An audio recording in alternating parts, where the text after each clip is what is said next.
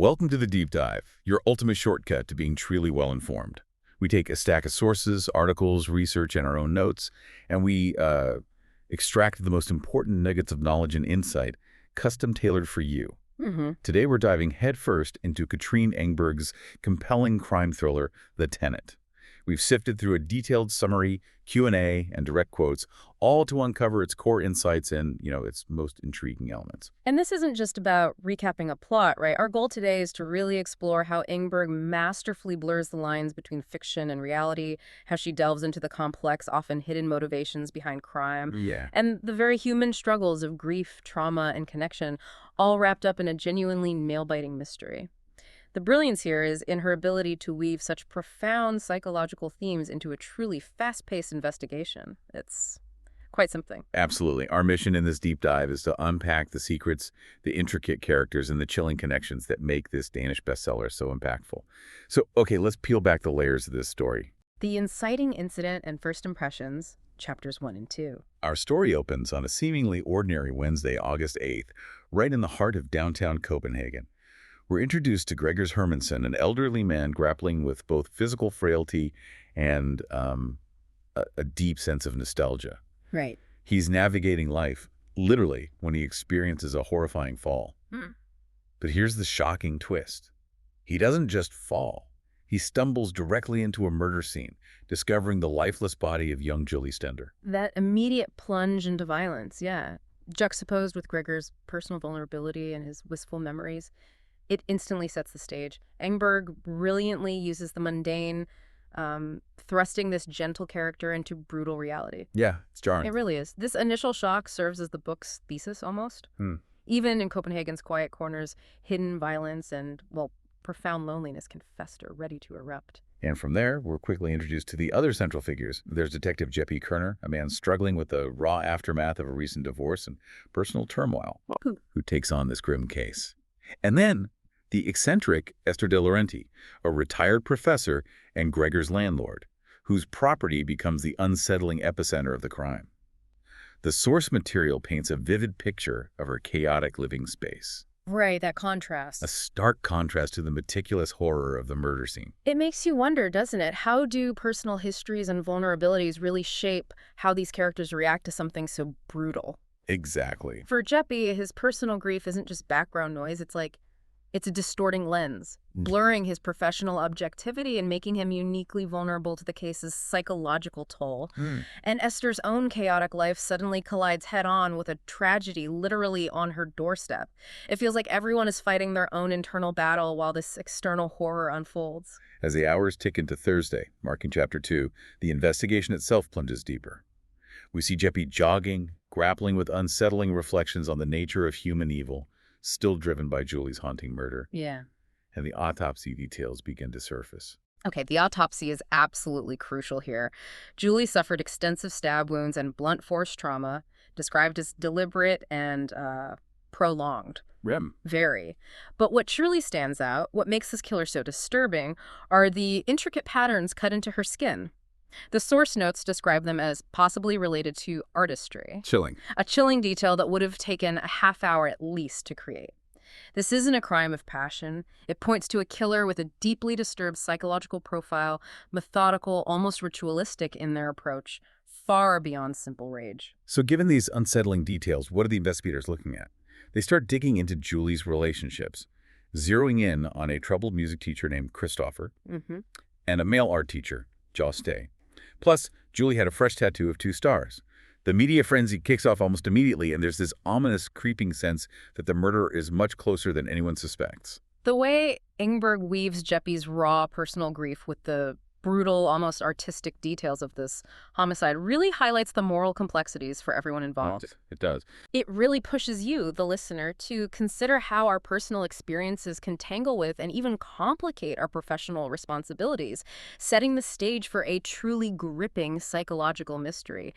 The detective isn't separate from it. Escalating connections and blurred realities, chapters 3 and 4. By Friday, August 10th, things escalate dramatically. Jeppe is no longer dealing with just one murder, now it's 2. Christopher Gravgaard, the music teacher linked to Julie, is murdered just hours after the police connect him Wow, okay. to the first victim. Jeppe is clearly overwhelmed, battling his own divorce-related emotional turmoil while this new horror unfolds. This is where the plot thickens in a profoundly unsettling way, especially with Esther's unfinished manuscript. It's revealed that Julie appears as a murder victim in her fictional work, Get this. chillingly mirroring the real-life murders. This immediately raises a critical question about Esther's true role. Is she just a suspect, or is she unwittingly a pawn in a larger, sinister game? This is precisely where the lines between fiction and reality don't just blur. They begin to dissolve in a terrifying way. The police interview Eric Kingo, a member of Esther's writers group, and he's noticeably evasive. Meanwhile, Esther herself makes a horrifying discovery: a blood-stained tape dispenser. Oh, wow. This immediately raises her own suspicions, not just about the killer, but about her own potential, maybe unwitting involvement. It really feels like the killer is confident, almost toying with the police. This whole scenario compels you to question the reliability of narrative itself, doesn't it? Kingo's evasiveness and Esther's shocking discovery deepen this web of intrigue, beautifully illustrating themes of guilt, denial, and the pervasive impact of grief across multiple characters. It's spreading. It is. And the killer's calculated actions suggest a chilling, distorted sense of control, a powerful and truly disturbing theme that runs throughout the book. As we move into Saturday, August 11th, Jeppe finds a brief, much-needed moment of personal reprieve. A direct text from Anna brings him a renewed sense of joy after months of sorrow. A little bit of light there. A little bit. But duty, as it always does, calls, especially where Esther is concerned. It's striking that even with this personal ray of sunshine, Jeppe feels compelled to check on Esther. It highlights a profound message about compassion and responsibility towards the vulnerable, demonstrating that even small acts of care can offer immense solace in moments of distress. It really humanizes Jeppe beyond just the dedicated detective. Esther's vulnerability is incredibly clear in this section. She's struggling with alcohol dependency, battling palpable fear, and haunted by memories of her son, Jalti, and a past abortion. A lot going on there. A lot. And then a bombshell revelation that turns everything on its head. She admits to Jeppe that she has actually been writing to the presumed killer. Whoa. Okay, that admission drastically raises the stakes, doesn't it? Yeah. Esther's painful past clearly influences her willingness to engage with the murderer. It's risky. Very. And this recurring star motif seen on Julie's tattoo, now a chilling carving on Esther's doorframe, symbolizes a direct, escalating threat. It's personal now. Exactly. It screams that Esther is now a target, intensifying the tension around themes of identity and revenge, suggesting the killer has a deeply personal connection. Kidnapping, confessions, and redemption. Chapters 5, 6, and 7. By Sunday, August 12th, the stakes are almost impossibly high. Esther de Laurenti mysteriously disappears, instantly making headlines. Retiree kidnapped has the knife monster struck again. Oh, man. Jeppe is racked with guilt, torn between his professional obligations and his deepening feelings for Anna. Esther's disappearance is the central tension point here, really accelerating the urgency of the investigation. What's truly revealing is the discovery of David Bovin as the kidnapper. Right. He believes Esther is his mother, and he's seeking retribution for childhood trauma, neglect, and abuse. This unveils the profound and destructive impact of early experiences on adult behavior, and his erratic behavior contrasts so sharply with Esther's privileged background, making the whole situation even more volatile. Anette, Jeppe's colleague, actively pursues leads, even going so far as to visit police soccer practice to find Bovin and dig into his background in an orphanage. Good police work there. Meanwhile, Esther, bound and terrified on a desolate beach, is forced to confront her past in a terrifying present.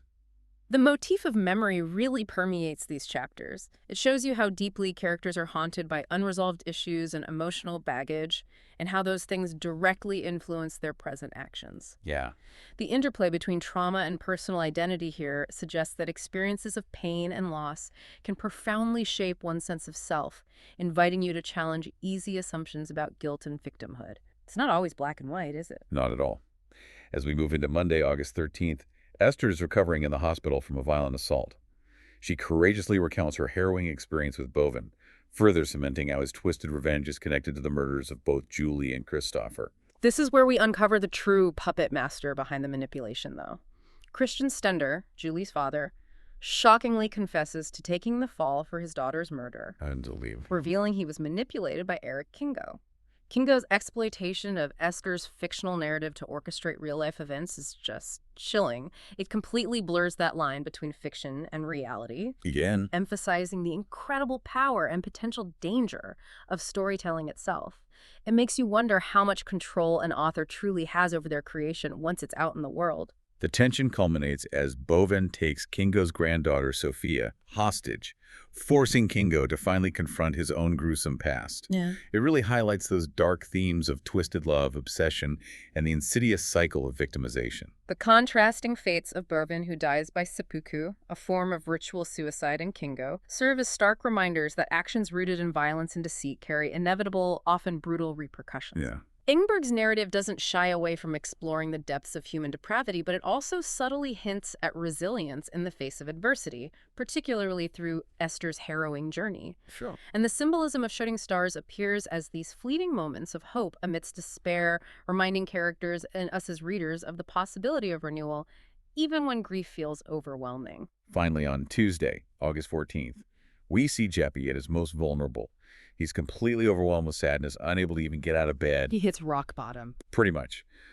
But in a quiet, profound moment, his mother arrives, offering unwavering support and love despite his initial resistance.